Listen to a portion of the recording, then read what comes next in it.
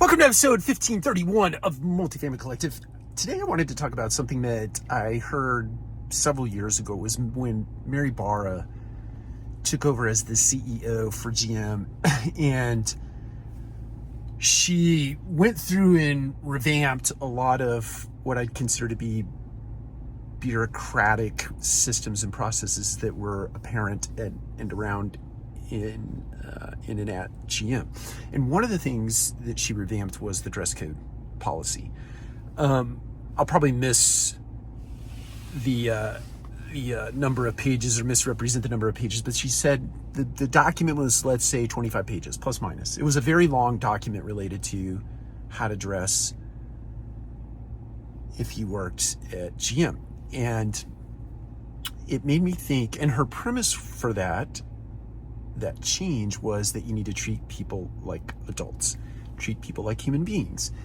And her new dress code was one sentence, and it was a fragmented sentence at that: dress appropriately. That was it. That's the new dress code: dress appropriately. And it's suffice to say, in the multifamily industry, I've worked in this business for coming up on 30 years. And every single company that I've worked for, not many, a handful of companies, had a dress code, and that dress code was somewhere between 5 to 8 pages. I think at one of the companies was actually in advance of 10 pages. And I get it, when you're attempting to govern the masses and you want consistency and you want professionalism, you have to have some level of oversight or control.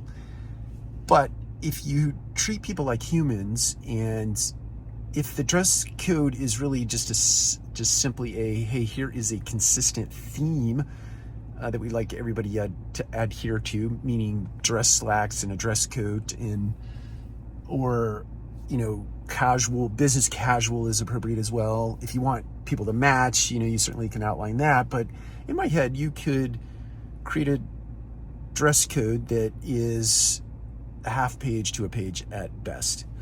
And the overarching premise or the overarching guidance for the dress code is dress appropriately. Dress in a professional manner. If you're forward-facing to the consumer, definitely dress like you're forward-facing into the consumer. And if you're in a corporate environment, dress appropriate as it relates to the culture in that particular corporate environment.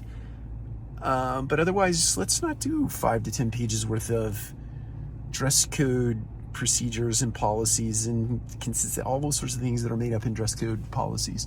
Let's not do all of that. Treat people like adults. Treat people respectfully. If somebody comes to work in violation of the principle of the dress code, then you simply have a conversation with them and ask them to go home and change and help them understand what is appropriate.